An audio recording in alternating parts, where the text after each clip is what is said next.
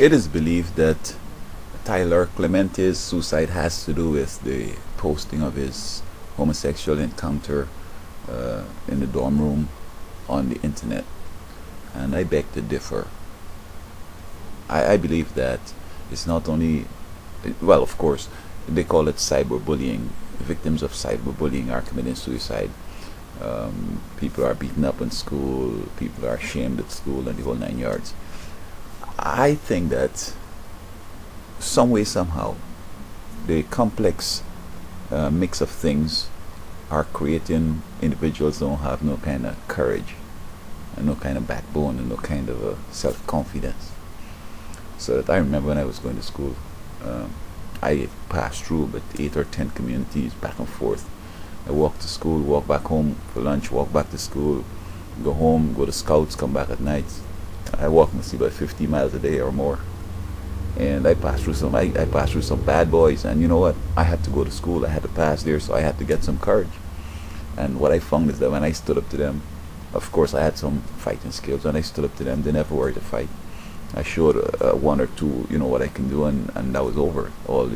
I never had a problem as such. I mean, I've been beaten up, of course, but I won most of my fights, and I did okay. But we're doing things. We're introducing young people to guns, and trying to play up on the ego and tell them how they're doing so well. As soon as they come up to something that ain't going according to them, they flip out, they lose their mind. And then, of course, we have people who are borderline crazy, getting along and so on.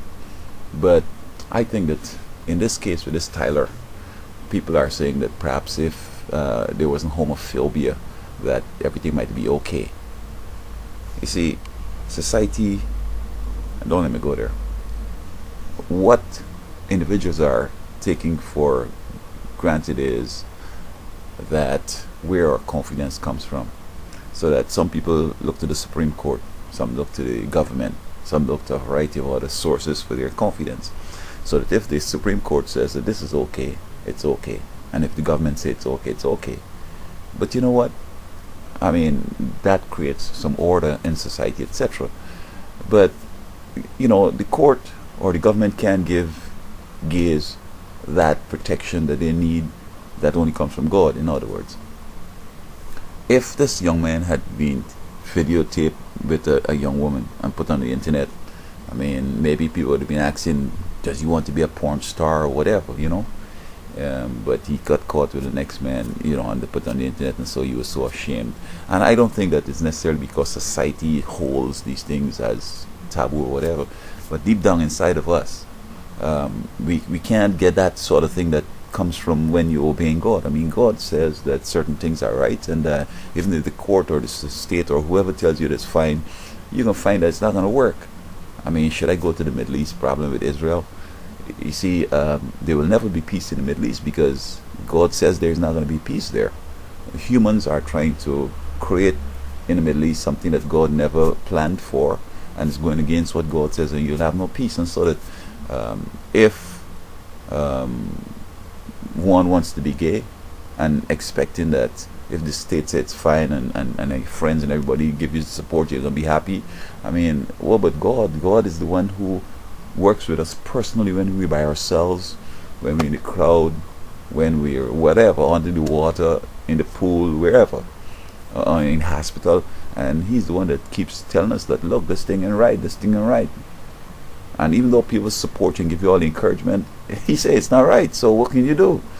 And it's a tragedy that he had to commit suicide. But I don't know what else to say, because he's attempting to do something against nature, and he has no support where it counts. Even in the battlefield, you find soldiers are committing suicide because many of them think that perhaps they could join some little Wicca thing or some little voodoo over here and all this kind of stuff. But if you don't have God in your heart, the devil comes on, and he's the one that makes people commit suicide. In other words, the devil got him to the place where he became despondent, and he committed suicide. And I know there's some churches going to tell people like him, oh, he's in heaven looking down and smiling on a better place and all this stuff. Look, just before he committed that suicide, the devils were onto him, and they crowded him so much, and they pushed him over the edge. That's it. So that I don't know if he were a Christian. I mean, I don't know how that worked, but you get in certain attitudes which, with all the talk put aside, it's from Satan. You're going to be happy with it, number one, and he's going to get you to the place where you're going to commit suicide when you're on that same position that he has encouraged you into. So all my sympathies go out to this young man, and I hope that folks take this in the right spirit. I don't care about who's gay or whatever. I'm not.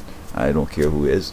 I'm not going to go out in the road and say, are you gay? You can't do this, whatever. I mean, you do what you want, okay? But I'm just telling you that if your behavior is not in accordance with what God says, you're going to have a bunch of problems. Now, with this past in Atlanta, people are talking about getting the support, and then there's this other pastor who was an exorcist, and he's now saying that we need to be inclusive. You can't go beyond what God says. God said what he has said about matters, and if you think that you could be broad-minded and encourage it and whatever, you're going to have some problems. So I hope that folks don't go violating people's rights like this, but I mean, what to say?